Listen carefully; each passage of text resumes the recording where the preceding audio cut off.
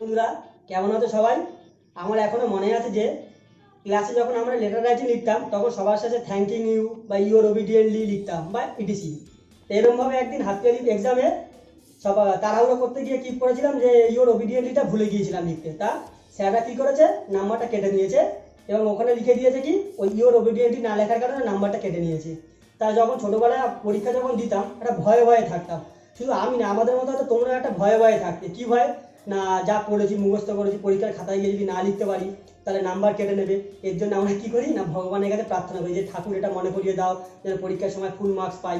শুধু আমরা নয়, আমাদের সঙ্গে সঙ্গে আমাদের বাবা মারাও ভগবানের কাছে প্রে করতো না আমার ছেলেমেয়েরা যেন ভালো পরীক্ষা দেয়, তারা যেন ফুল মার্কস পায়।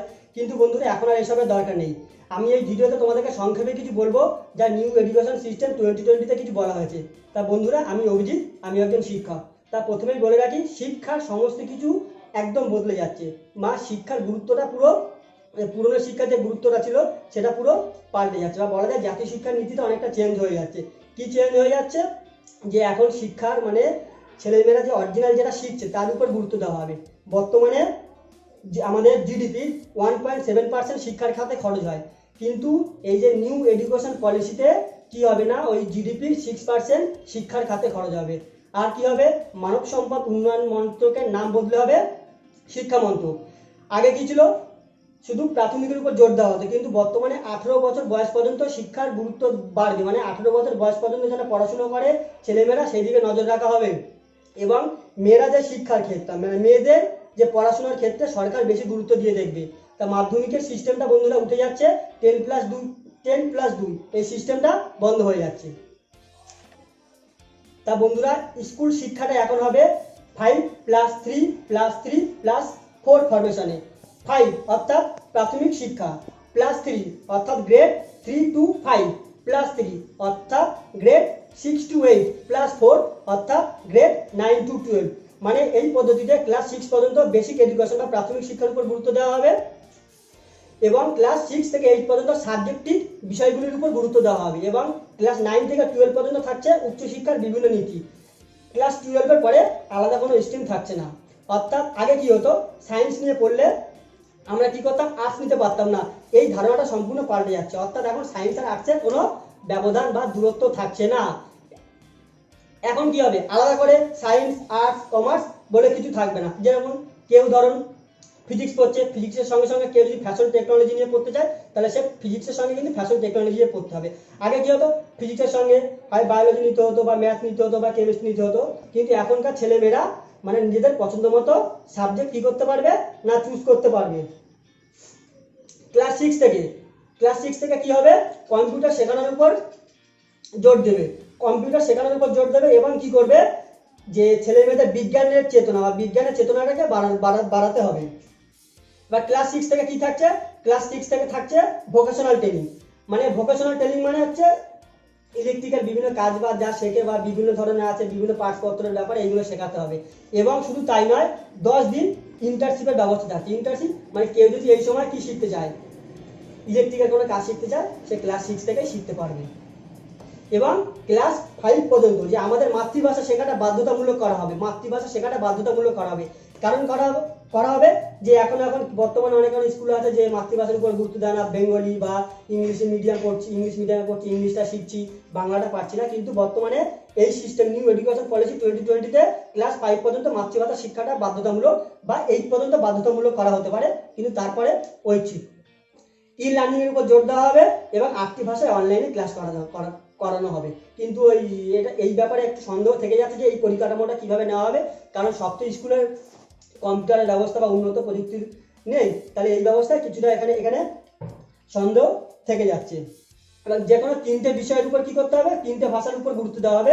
আমার মনে হতে পারে সেই 3টে ভাষা হলো কি, নিজের মাতৃভাষা, সঙ্গে ইংরাজি, এবং মনে হয় তারপরে হিন্দিটা যোগ করা হবে। কিন্তু এই বিষয়ে কোনো নির্দিষ্ট তথ্য ওখানে দেওয়া নেই।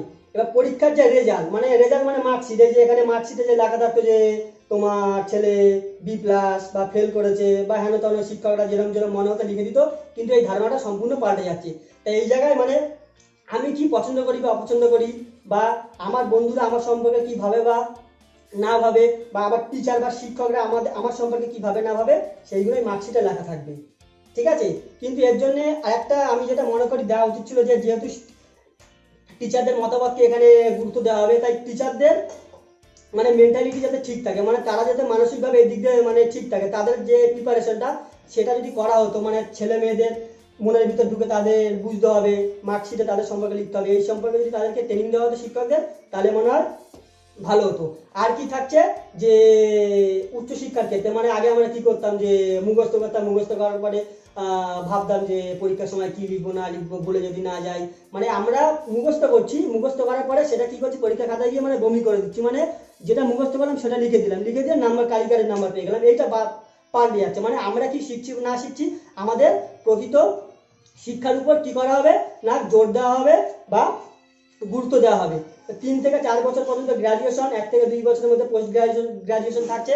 এছাড়া কি হবে, বিদেশের সেরা সেরা 100টা ইউনিভার্সিটি ভারতে তাদের ক্যাম্পাস খুলতে পারবে। এই ক্যাম্পাস খোলার পরে কি হবে, তাহলে তারা যদি ভারতে তাদের ক্যাম্পাস খোলে, তাহলে সেই দেশ থেকে ছেলেমেয়েরা ভারতবর্ষে প্রবেশ করবে, তাহলে ভারতবর্ষের ভাষা জ্ঞান বা সংস্কৃতির সঙ্গে তারা পরিচয় হবে।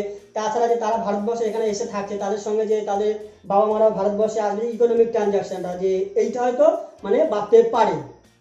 তাছাড়া কি হবে, এমফিলটা উঠে যাচ্ছে, এমফিলের পরে কি, যখন ইউনিভার্সিটিতে ভর্তির ক্ষেত্রে একটা নির্দিষ্ট পরীক্ষা থাকে, সেটা হচ্ছে কমন এন্ট্রান্স।